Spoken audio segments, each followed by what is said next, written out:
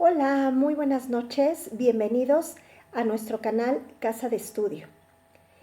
Esta noche vamos a hablar de la sesión 1 del módulo 11 que se titula Relaciones colectivas de trabajo y seguridad social. La sesión 1 lleva el nombre de Derecho Laboral Burocrático.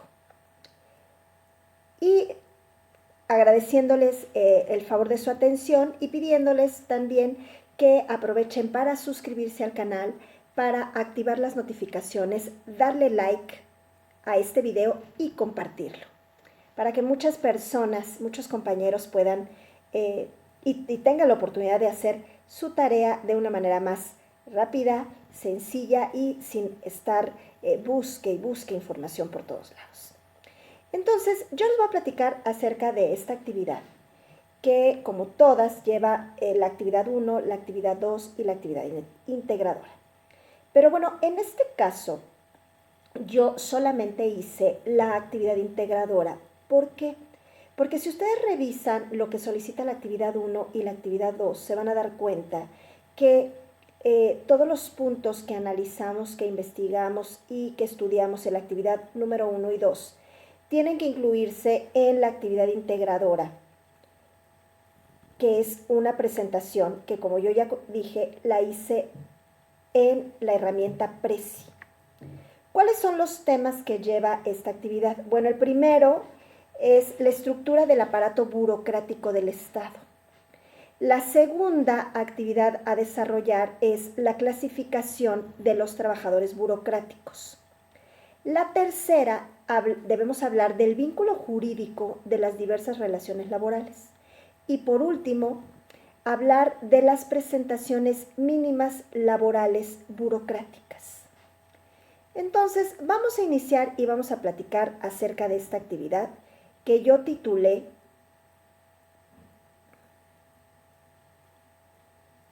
Aparato burocrático del Estado.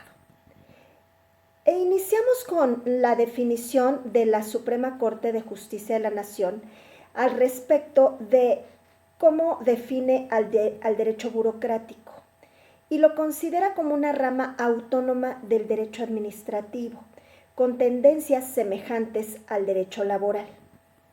También yo recaudé algunas definiciones de varios autores, por ejemplo, de Acosta Romero, que mencionaba que el derecho burocrático constituye una rama del derecho laboral, la cual se encarga de regular todas las relaciones entre el Estado y sus trabajadores en diversos niveles. En la federación, en los estados, en los municipios, así como los derechos y obligaciones que de ellos surjan. Otra definición alrededor de este tema del maestro don Miguel Cantón Moller, que es un destacado laborista, menciona que el derecho burocrático para él es una institución muy compleja, entendida como el trabajo desarrollado en oficinas del gobierno o bien para aludir a personas que están en el servicio público como un grupo. También mencioné la definición de Carlos Reynoso Castillo, que nos dice que el derecho burocrático, como parte del derecho del trabajo, es el conjunto de normas jurídicas con las que se busca regular la relación laboral entre los trabajadores del Estado. Otra definición también podría ser la de Rigel Bolaños Linares, que dice que el derecho burocrático es el sistema racional de normas jurídicas que tienen por objeto regir las relaciones de trabajo que surgen entre el Estado y sus servidores públicos, conforme al apartado B del artículo 123, la fracción sexta del artículo 116 y la fracción 8, párrafo segundo del artículo 115 constitucional. Ahora, ¿cómo es la estructura jurídica del aparato burocrático del Estado? En sus orígenes, la Constitución Política de los Estados Unidos Mexicanos no tenía previsto un régimen burocrático. Fue hasta el año 1960 que se incorporó el apartado B del artículo 123. En él se fundamenta el derecho burocrático.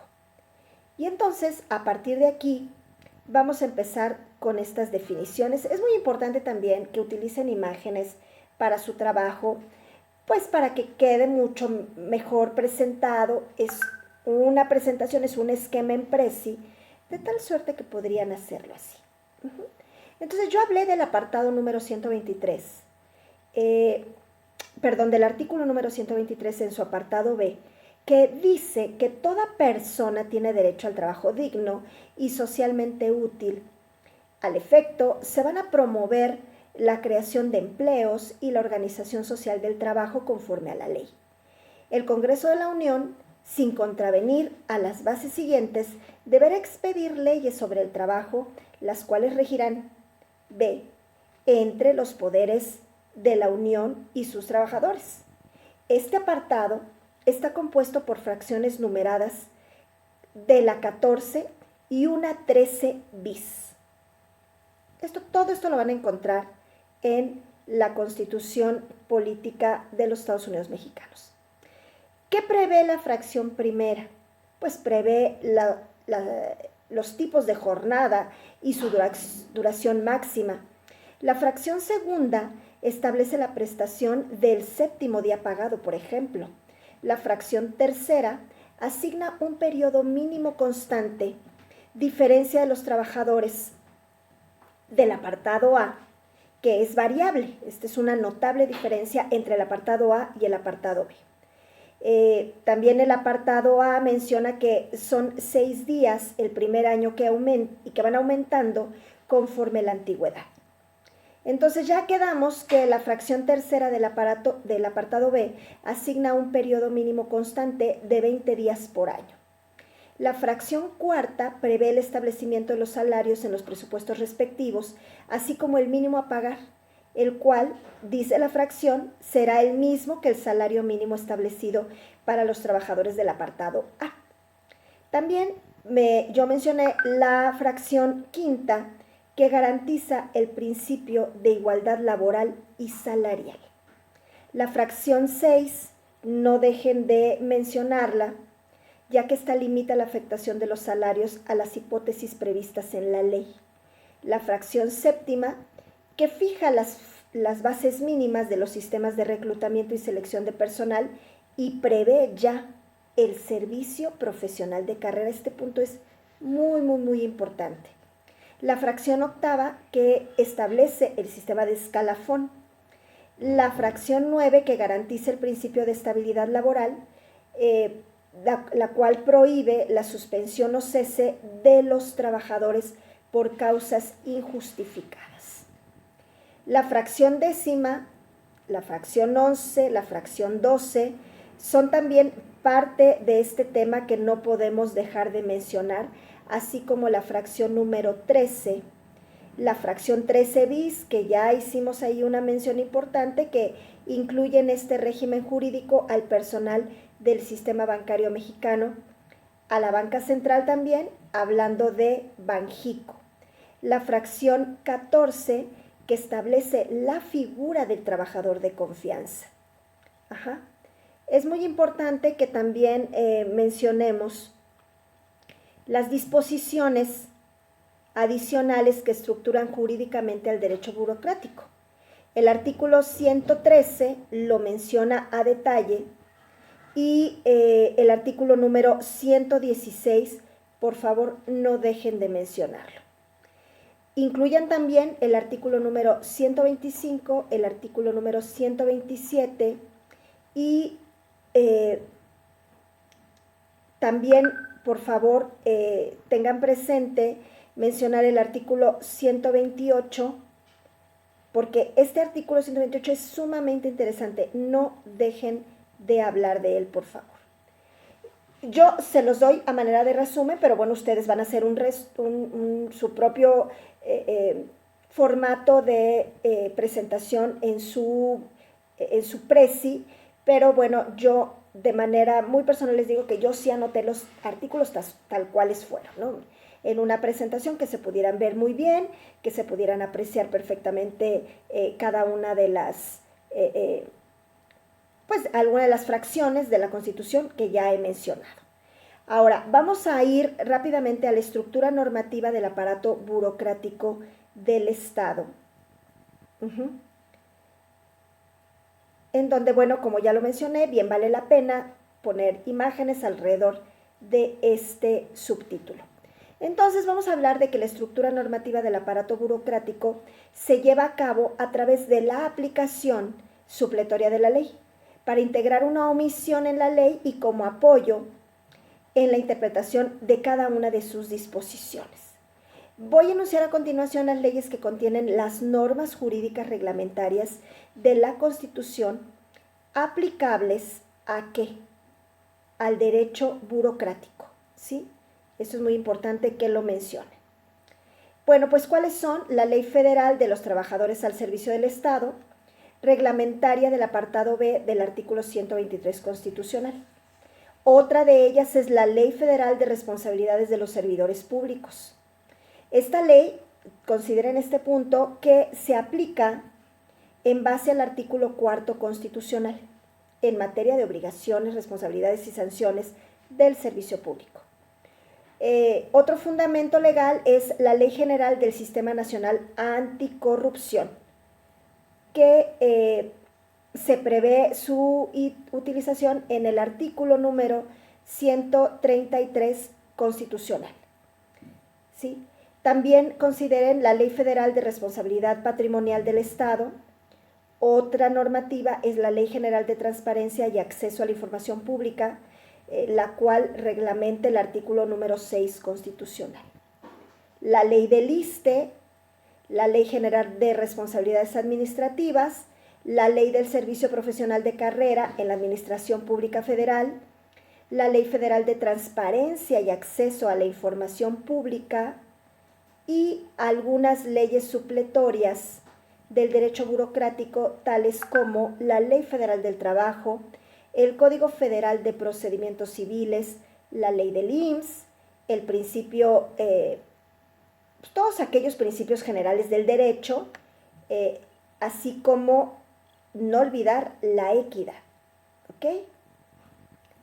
Bueno, y entonces ahora vamos a pasar a la clasificación de los trabajadores burocráticos. Entonces, téngale paciencia siempre a la herramienta Prezi, porque verdaderamente es una maravilla ya cuando queda nuestra presentación, pues la verdad finaliza muy bien presentada. Entonces vamos a entrar a las clasificaciones generales, que son las representativas y profesionales, hablando de los representantes del Estado o técnicos. En otro inciso yo los puse como inciso A, inciso B, todas estas clasificaciones generales, y en el inciso B yo señalé a los selectivos o de nombramiento, que se dan mediante sufragio o por decisión de la autoridad competente. C, los federales, estatales y municipales, conforme a la estructura administrativa según su adscripción. D, a las autoridades o agentes, que según su potestad de mando, los agentes pueden ser auxiliares o ejecutivos. En un inciso E, señalé los inamovibles o amovibles, de acuerdo a su estabilidad en el empleo. Los de base son inamovibles y deben cumplir 6 meses en función constante. F, colegiados o unipersonales, y los colegiados son si la función requiere someterse a concurso, y unipersonales si deben desempeñarse individualmente. G, honoríficos o remunerados según reciban salario, sueldo o no lo reciban. En base a la naturaleza de la función encomendada, pues todos aquellos servicios que se prestan en virtud del nombramiento. Esto podemos considerarlo de esta manera. Estos nombramientos son los más comunes y a través de los cuales el Estado se allega de servicios personales para cumplir sus funciones. Otra clase de servicio personal que presta el Estado y por la que se otorga un contrato colectivo de trabajo, tales como las paraestatales, como Pemex, el IMSS, CFE y todas aquellas relaciones regidas por el artículo 123 del apartado A constitucional y de la Ley Federal del Trabajo.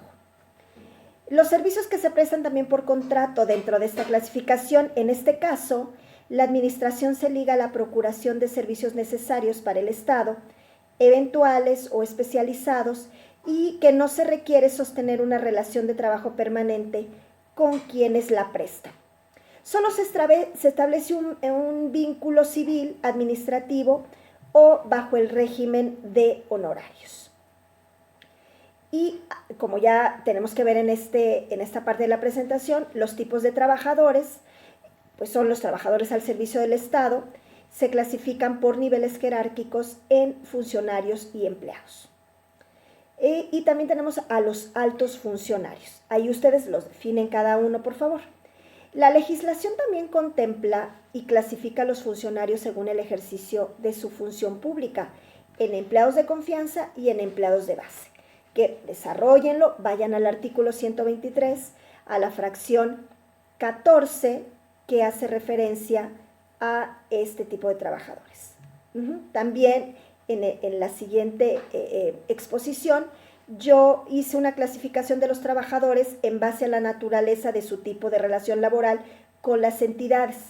Por ejemplo, los servidores públicos de la administración paraestatal, local y municipal, y de los servidores públicos de las entidades federativas y de los municipios.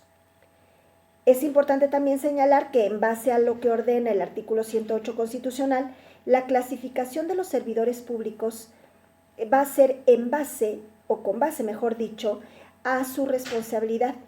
Y es de la siguiente manera, ahorita se los voy a decir. Representantes de elección popular primero, miembros de los poderes judiciales federales y locales, miembros y funcionarios de la administración pública de cualquier orden de gobierno, personal del Congreso de la Unión, personal de organismos a los que la Constitución les confiere autonomía y funcionarios locales, que son los estatales, los municipales y hoy en día los de las alcaldías, que anteriormente se denominaban delegaciones. Vamos a hablar del siguiente tema de la presentación que nos solicitaron, que es el vínculo jurídico de las diversas relaciones laborales. De acuerdo a la interpretación de la Suprema Corte de Justicia de la Nación, la existencia y comprobación del vínculo laboral no depende de la expedición del nombramiento o de la inclusión en las listas de raya de los trabajadores temporales. ¿Sí? ¿Dónde vamos a encontrar esta información? En el apartado B del artículo 123 y vamos a mencionar también que el trabajador podrá demandar el nombramiento y esto lo vamos a encontrar en el artículo 43, 118 y 124 de la Ley Federal de los Trabajadores al Servicio del Estado. También de los artículos 2, 3, 15 y 44 en la fracción primera. Por favor, consúltenlo para que lo puedan tener mucho más claro. También es importante mencionar que la Ley Federal de Trabajadores al Servicio del Estado distingue dos tipos de trabajadores, los de confianza, los cuales están excluidos del régimen de esta ley, y los de base, que se denominan empleados y sus relaciones laborales están reguladas por la misma ley. Bueno, también es importante que, como lo pide la presentación, hablemos de las prestaciones mínimas laborales burocráticas. Todos los ciudadanos mexicanos tienen acceso a derechos públicos subjetivos según la Constitución. Se les denomina garantías individuales. La misma Constitución establece los límites de cada una de ellas. Para los trabajadores en el servicio público, el apartado B del artículo 123 es la máxima materia que rige el trabajo burocrático, por lo que tendremos que recurrir a esta ley y a las leyes reglamentarias para saber a qué tiene derecho el trabajador. ¿Sí? Y cuáles son las especificaciones de las prestaciones mínimas laborales burocráticas. Y entonces vamos a ir primero a la jornada de trabajo, que está en el artículo número 123 del apartado B y en la Ley Federal para los Trabajadores al Servicio del Estado en sus artículos 21, 22, 23, 24, 25 y 26. ¿Sí? Allí van a poder ver el tema de cuántas horas a la semana máximo pueden trabajar dependiendo de la jornada, qué tipos de jornada hay, la jornada ordinaria, la extraordinaria, los días de descanso. El trabajador va a gozar mínimo de un día de descanso por cada 6 de trabajo y gozará de su salario íntegro. La fracción segunda del apartado B del artículo 123 constitucional, así como, ahorita les voy a decir que el artículo 27, 29 y el 40, en el primer párrafo, este último, de la Ley Federal de los Trabajadores al Servicio del Estado, habla acerca de los días de descanso, ¿sí? También, bueno, vamos a encontrar la prima dominical, los permisos por maternidad, las vacaciones, las primas vacacionales, todo esto en el mismo orden en el artículo 40 de la Ley de responsabilidades burocráticas, en artículo 28 de la Ley de los Burócratas también, en el artículo 123, ya lo dijimos, en el inciso C de la fracción 11ª de este mismo apartado, por favor allí búsquenlo, en la fracción tercera, en el artículo 30 y 40 de la Ley Federal de los Trabajadores al Servicio del Estado, en el artículo 43, fracción cuarta de la misma Ley Federal de los Trabajadores al Servicio del Estado, por favor, acerca de la prima vacacional. Y el aguinaldo, la ley burocrática en el artículo 42 bis y en el artículo 43 de la misma ley señala el importe que va a recibir el trabajador al respecto de este tema del aguinaldo. Entonces, no dejen de consultarlo para tenerlo muy presente. Y presentarlo también aquí en la herramienta Prezi en el trabajo que vamos a hacer. Bueno, ahora, hablando del salario, refiéranse por favor al artículo 123 del apartado B en las fracciones cuarta, quinta, sexta romano y en la Ley Federal de los Trabajadores al Servicio del Estado en los artículos 14, fracción cuarta, en los artículos 32 al 32, 33, 34, 35, 37, 38, 41 y 42 y 43. Fracciones tercera, cuarta, sexta y novena, por favor, para que puedan alimentar su presentación. El complemento del salario por antigüedad o quinquenio lo van a encontrar también en la Ley Federal de los Trabajadores al Servicio del Estado en el artículo número 34, segundo párrafo, por favor. Es importante también considerar que todos estos rubros deben de estar considerados en el presupuesto de egresos de cada dependencia en donde laboren, evidentemente, todos estos trabajadores. El tema de la seguridad social también lo van a encontrar en el 123, en la fracción 11, y también van a encontrar pues todas otras prestaciones, los préstamos hipotecarios, los préstamos personales, los servicios sociales, los servicios culturales, y en el tema anterior de la seguridad social, en la ley, por ejemplo, del ISSSTE, todos los seguros a los que tiene derecho el trabajador, que son los de salud, los riesgos de trabajo, de retiro, de invalidez y vida. Todo esto lo vamos a encontrar en esta ley. ¿Y qué creen? Que ya finalizamos la presentación. O sea, está rapidísima porque todo es ley. Ley para acá y ley para allá.